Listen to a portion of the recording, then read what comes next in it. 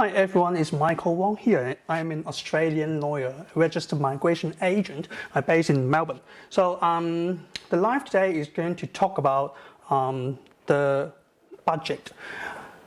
The federal budget was laid down by the Treasurer last night at 7:30. So it happens as usual, except for the delay because of the COVID-19.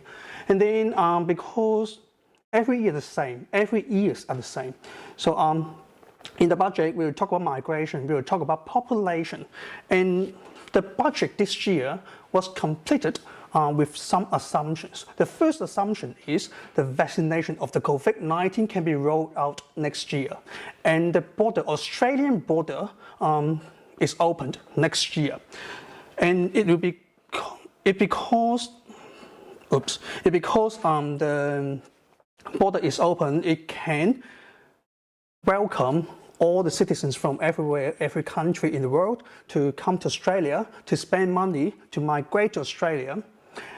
In the historical data, we can see that Australian economy was developed by migration. Migration contributes a lot into the Australian economy. So, you see, what the message from the budget can tell us about migration this year and before July next year, and hopefully the COVID-19 situation can be settled. I can't say there's none, but at least settled in a very minimum level of infections so that the Australian border can be opened, everyone can be vaccinated. Okay, we're going to talk about it. The first thing we're going to talk about it is the migration planning. As you can see that, like, I prepared this one before I read the announcement by the acting minister of the Home Affairs, Immigration. You can see that most of the places are allocated by the minister to partner visa, and you can see that, like, the BIP is actually the business visa, and GTI is the Global Talent Independent. So the majority of the places are allocated to the partner visa, family visa. It is actually contributing to our past, because in the past most of our places are allocated to the skilled visa. And you can see that here, the table here. Okay, as last year and as what we said and what the minister said in the past few months, this year's planning program, the migration program, is planned to have 160,000 people migrate into Australia. And it allocated to different categories. You can see that, like, for the business visa, the quota this year will be a big jump from about 7,000 places to 13,500 places, which is almost a double. And then the Global Talent Independent, we can see the jump from 5,000 to 15,000, which is threefold. And it's not surprising. The partner visa is from 40,000 to about 72,300 places, which is about 80% jump. And why the partner visa will be a focus this year, I will talk about it a bit later. And then for other visas, 5,000 for parent visa. Today we can see that 3,100 places are allocated to child and special eligibility visa. So the whole program, the remaining visa, the remaining places will be allocated to skilled visa. The remaining places is about 37,350. So why the change will be like this, we will talk about it. The first one is actually the good news. Why? I've never seen this in my life as a migration agent or a lawyer, but you can see this in the budget.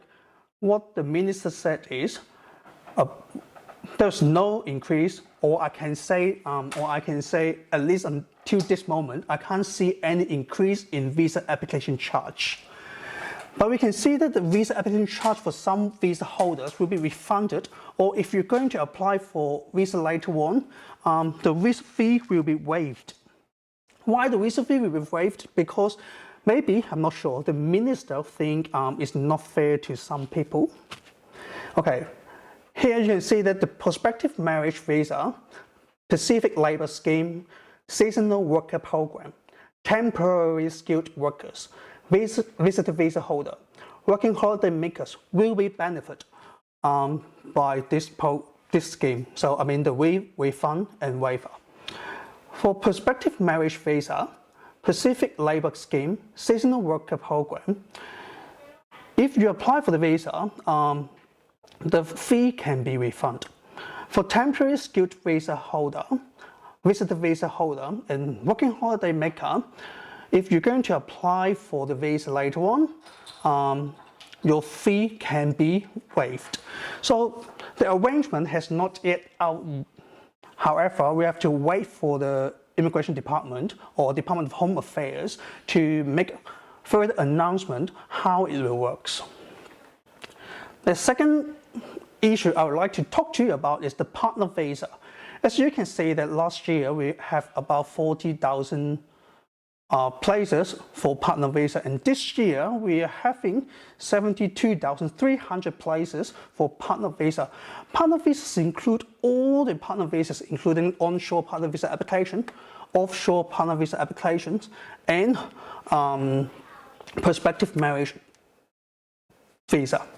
So why we got these number, a big jump in the partner visa? Simply because what we say, the minister or the government want to help those partners who's not Australian citizens or who are not Australian permanent residents, but they are now in Australia, and their partner, the sponsor, I mean, is actually located in the regional area of Australia. So the government would like to help those partners to be united with their families. However, I don't agree with this. Why I don't agree with this? Because, as everyone knows, that there's a whole backlog of partner visa application unfinalized. So the government would like to allocate more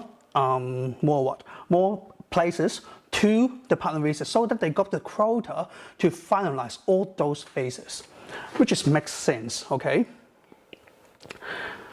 I see someone is actually asking a question. I will actually answer the question a bit later after I finish the whole budget statement. Okay. And you can actually leave your questions in the comment section, no matter it's on Facebook page or event page or my YouTube channel.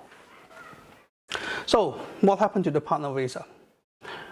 There's a backlog of partner visa being unfinalized, and the government, I guess, the government would like to have more quotas to be allocated to those partner visas to finalize those applications. Everyone is complaining about the partner visa application being unfinalized. All right. The next point for partner visa is the prioritized processing. The prioritized processing is for those whose sponsor is in regional area. So if your sponsor is in regional area in Australia and you are onshore now in Australia, maybe your visa can be sought out or be finalized very soon, hopefully.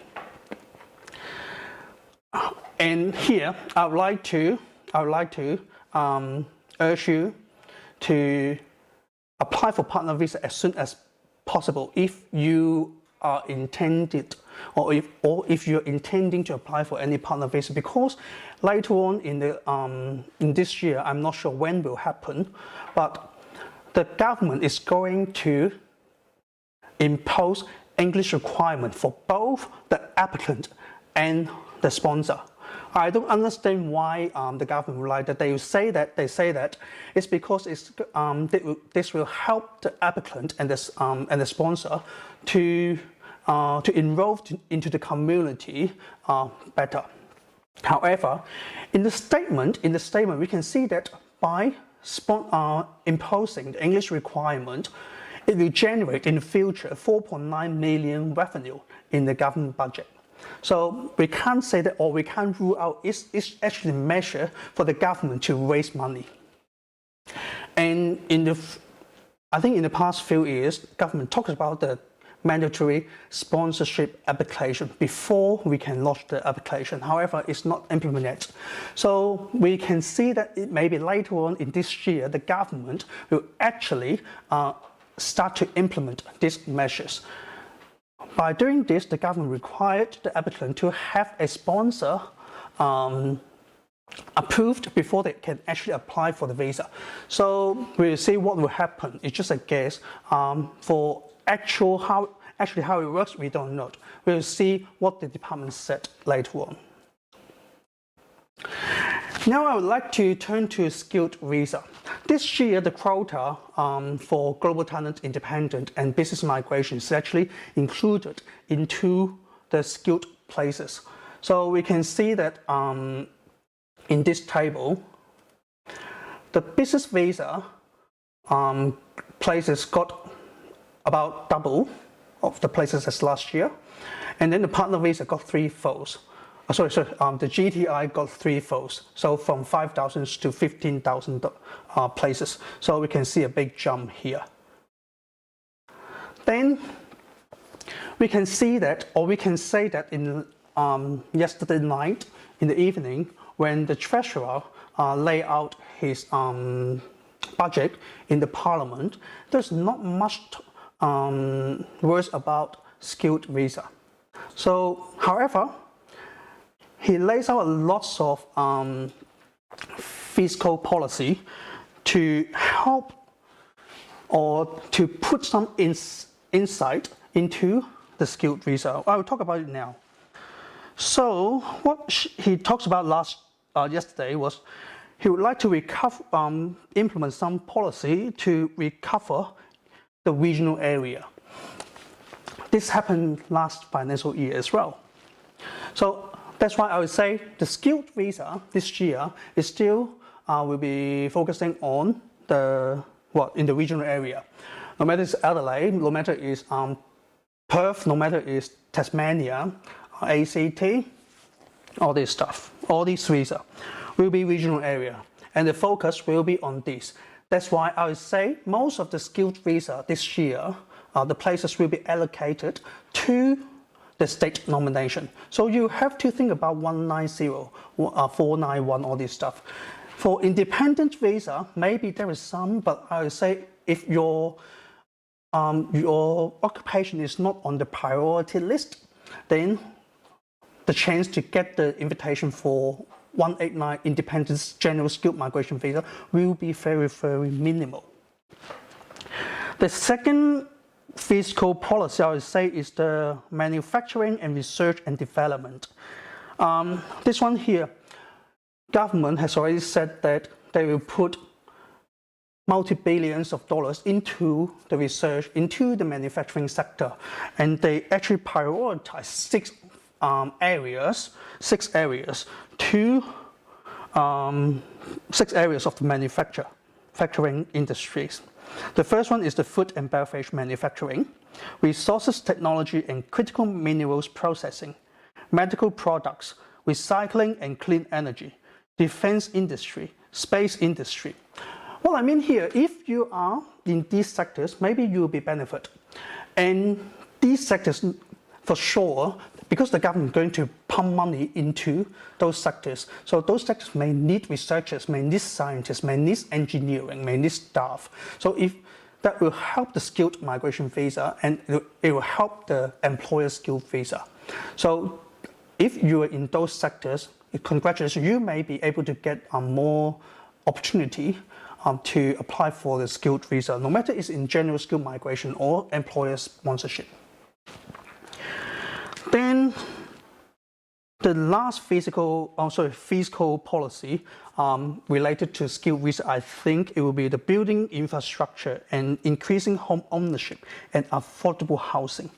What I mean here is, if they're going to build infrastructure, they're going to increase the home ownership and affordable housing, that means they're going to pump money into infrastructure. and housing, construction. So for infrastructure, what we need civil engineer, we need electrical engineer, we need an electronic engineer. This policies, I think, is in line with the EOI invitation data in the past few months before yesterday. Before yesterday, the government was using the interim quota to allow the state government to nominate skilled visa applicant and to nominate the independent visa applicant. And we can see that the civil engineer sector, electronic or electrical engineering sector, they receive most of the quotas during these few months. So I would say this is actually in line with the government policy. For those visa, for those occupation, you will be benefit, I think, and it will growing through the whole financial year until next year, July. All right. Then we talk about the prioritized processings. Okay, government have already said the prioritized processing this year will be going to employer sponsor visa like 482 visa, 168 visa, 494 visa, no matter it's in Australian regional area or in the metropolitan areas. So I would say these visas will be prioritized. And for GTI, Global Talent Independent, these visas is actually a prioritized visa for the government since last financial year. So it just carrying to this year. I would say the Global Talent Independent visa is a good visa, a very good visa for those who have a very outstanding achievement in their sectors, especially in fintech, medical tech, agricultural technologies, something like that. All right. The last skilled visa I would like to talk to you is about the business visa. If you intend to apply for business visa, no matter which business visa, I would say apply for it as soon as possible, because the government in the budget paper last night, it has already covered so from July next year, it will change the business visa program to improve the quality of investors and quality of investment and quality of applicants. So what we can see here is the government might increase the amount of investment required for the skilled visa and require you to have more access, require you to have more experience in the business sectors. So we'll see how it goes next year. I assume this policy will be out maybe in January, February, have a guess. I'll see how it goes. And the application fee for the business visa will be up as well by 11.3% from July next year. That's why if you intend to apply for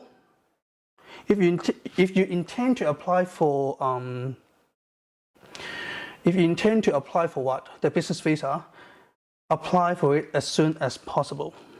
Okay? All right, so now I'm going through the questions in different platforms, and those who sent us the question beforehand. So I will now read out the question. Okay, so all right. So the first question here is what? The first question here is, what about 491 offshore application? All right. Is it possible to be grounded before the borders open? All right. So the 491 visa, okay, there is some problem with the Facebook live. So can someone help me to leave the message there? If they got the question, they got problem watching the live, can you please go to our YouTube channel? Yep. Go to the YouTube channel, okay? All right, one sec. Okay, go to the YouTube channel if you got any questions. All right, let me type first. All right. If you got any questions, leave it in the comment section, okay? All right. So what happened here? Offshore visa.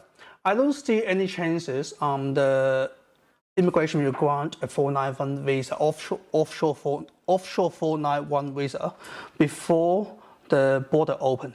All right. So I say it's a bit funny, but there's no choice, because if they grant you a 491 visa offshore, then you have to apply for exemption. You might get it, but unless you are unless your occupation is in the priority list, otherwise I would say the chance is minimal. And the 491 visa is not a permanent visa, so the government has to grant exemption. Okay. If you are applying for 190 offshore visa, there might be chances, but for 491 visa, no, I would say. The second question, is there any update for the 143 contributory parent visa? There's no update on that, but this year the visa will be, the places for parents visa will be down. So it means that the waiting time will be longer. Okay. And I would like to also mention one thing. The quota for this year is for visa grant, but not for invitation. So I would say invitation will still be granted, but for the grant of the visa will be minimal, will be according to those visa, okay? The third one, do you think 189 EOI still can be invited in this financial year? Of course, this financial year will be invited. Will invite 189 EOI. However, I would say it's going to be occupations on the priority list. 4. The government supports people to develop regional areas. Why so the quota for regional areas reduced? Okay, the reduce is due to COVID-19. I say the COVID-19 here, because they can't open the border, and the number of people in Australia, who are not permanent resident, may be minimal. So, there's a significant decrease from last year as comparing to last year. So that's normal, and I think after the border resumed, reopened, the quota for skilled visa will be increased. This year, the quota or the places for the skilled visa is still purely because of COVID-19. And you have to remember, you have to have faith in this quote. Australia always rely on migrants or immigration policies to build the economy. This year, they got few hundred billions debt, and the debt will be peak in 2024, I think. So they need the numbers, they need migrants to come to Australia to build the economy, okay? 5. Okay, there's a question that someone on Facebook asked as well. So, why add English requirement to partner visa? All right. The government said adding English requirement for partner visa is simply to help the applicant and the sponsor to settle in Australia better, because the government think if you have better English, you can involve into the community better. But I think the government will impose it because of the revenue. As I said before, the government predict if there is a English requirement for the partner visa, there might be $4.9 million of revenue can be generated. Why I would say that? If the immigration goes to impose English requirement on the partner visa, most likely it will be functional English. So equivalent to IELTS 4.5 average. I understand that some people cannot achieve this level of English. That's why they have to pay for extra money, extra application charge for the English program. And this is how they generate revenue, okay? Then the government, the amount of investment visa has been increased. So if this situation lasts for some time, will the investment visa requirement become more complicated or more strict? It will. It say it's going to attract better quality or better quality of applicants, investment. That's why they're going to increase or make harder for the business visa. For the development of Australian tourism, will there be some special measurements for working holiday visa applicants? So at the moment, I would say for the working holiday visa applicants, is for to help them. The immigration is offering the visa application charge waiver for those who who has had the working holiday visa. Once the travel restriction has been lifted, they can apply for the visa again, and that time they will get the visa application charge waived. Will the tendency of skilled visa become better in the future? Yeah, I would say the skilled visa will be better. More places will be allocated to skilled visa as usual. Usually there's a 2/3 of the places in each year planning will be allocated to skilled visa, but this year is a bit funny, it's a bit tricky because of the COVID-19. See how it goes. Once the the Australian border has reopened, I would say that's the time for the immigration, or that's the time for the government to adjust the migration program, and I hope it will happen. And then I think this 160,000 quota cannot be used up. So why not to set a practical amount? Yes, it will not use up as usual. Last year, the quota haven't been used up because of COVID-19 and because of the closure of the border. And this year will be the same, I think, until the border has been opened. And that's why I think the government, when they actually draft or actually draw the quota of the migration program, migration planning, they leave some flexibility on it so that they can adjust. Until now, they haven't actually said how much quota or places will be given to skilled visa or employer-sponsored visa. At the moment, everyone is guessing. So I would say that's the flexibility the government would like to have to implement the migration program in this financial year. Will the processing time of parent visa become faster? I don't think so. The quota is smaller this year. It's lesser places for the parents visa. So it's more competitive. The queue will be longer for parents visa, and I don't think that will help the processing time for the parents visa. If you think your parents visa, especially for those contributory parent visa applicants, if you think you can fulfill all the requirements, please help yourself to contact migration, contact the Department of Home Affairs to ask them to process your visa, to ask them to for an invoice to pay for the second installment of the application charge, and that's the way you can get your visa quicker. And then what else? Oh, if the travel ban continues, students cannot return. Will it continuously affect the migration?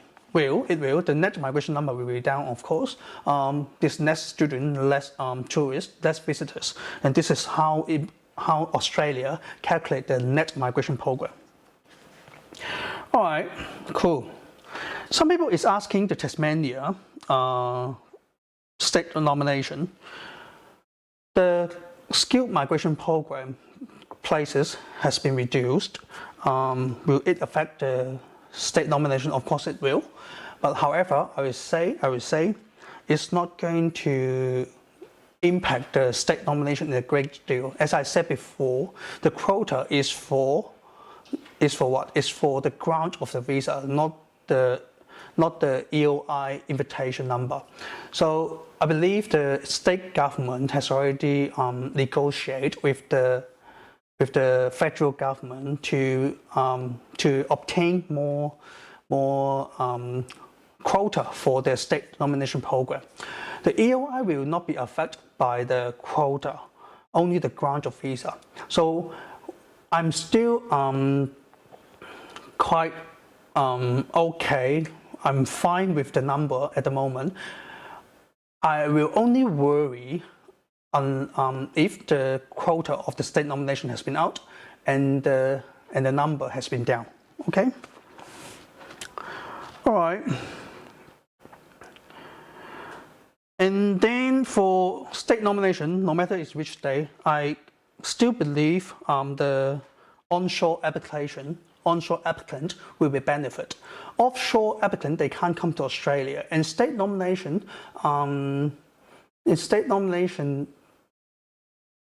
is going to, like, they need the people as soon as possible. So it's like an employer. Oh, I need the person as soon as possible. So if you can't come and if the border is not open, why I would invite or nominate those who are in offshore. So onshore applicants will be benefit. So I would say at this moment, all the onshore applicants will still be benefit. So wait and see what the state government will do or will announce in the coming few weeks to see what the state nomination policy will be. All right, cool. So I'm now going through the questions on different platforms in Facebook and in in YouTube. So the first one here is, what are the chances for offshore applicants for 189, 190, 489 surpluses for electrical engineers? As I said, electrical engineers, we can see that it's on the priority list, to be honest. And then I have seen some electrical engineers to be invited already. However, because if you are offshore, I would say for state nomination will be minimal chance, because as I said before, the government would like to have the people as soon as possible. If you don't have a chance to come to Australia in the near future, or if the state government can predict you can come to Australia very soon, why would they invite you? So I would say the onshore applicant will be benefited. I'll still uphold this view. Is Nick here? Do we still have advantage to apply 491 offshore at this moment if my skill is under critical role? State nomination has not actually rolled out the state nomination application criteria. So I would say we have to wait until what? Until the government, the state government, to announce the criteria for the state nomination application. Any changes to 190 and 491? I'm not sure what changes do you refer here. However, I would say unless the state nomination has been out, the criteria have been out. Otherwise, I can't say there's any changes. For visa criteria, there's no changes. There's no change. However, for the state nomination criteria, I'm not sure if there will be changes. We'll cover this a bit later next week, because I'm going to attend a conference this Friday. There's a whole lot of state government representatives attending this event, and I assume they will talk about the state nomination program. So I'll cover it a bit later on. Same question here, the Victorian 190 plus. There's no change. They are still nominating the people whose occupation is in the priority list. So we have received some occupations already, but not much. They're all on the priority list. I'm also interested to get some insight on offshore processing. I have submitted 189 visa offshore. I believe they have stopped it, unless the minister indicated, okay, the offshore processing is can be reopened. I think the government still wants to minimize the chances like COVID-19 transmitted from outside Australia. That's why they stopped the process. All right. What are the prospects for 189 and 190 visa for system analyst? IT. I don't have the numbers here, but for IT, it's still on the priority. It can be on the priority list. It depends on how you explain. But for the prospects, I can't say you have prospects or not because I don't know your detail here. System analyst or for 189 visa, the points to get invitation is quite high. If you don't have 90, then I would say you go for state nomination 190 visa. But then for 190 visa, for all the state now before the COVID-19 or before this financial year, they all required offshore. Well, I can't say offshore applicant. They all require the applicant to stay in Australia for sometimes to stay in Australia to have a job offer working in the States. It depends on the state. So if you're onshore, I would say you still got chances. If you're offshore, then the chance is minimal, I would say. Hi, any chances for 491 family sponsor visa onshore with 85 points with mechanical engineering? 85 points is quite, I don't think it's enough, but I will talk about the point test a bit later on in the channel, YouTube channel. So subscribe my channel, follow me, stay tuned, then you'll have more information on the EOI. Because there is some website, a government website, they actually post the EOI, or I would say the skill select numbers. With some analysis, we can actually predict like what sort of people can get invitation. And then what are the prospects for general skill migration? I would say with 75, 80 points respectively. For offshore, no, I would say 75, 80 is too low for general skill migration. Any change about visa subclass 494? No change about 494 at the moment. However, I would say if you are onshore, it will be good. If you're offshore, this year is quite minimal, okay?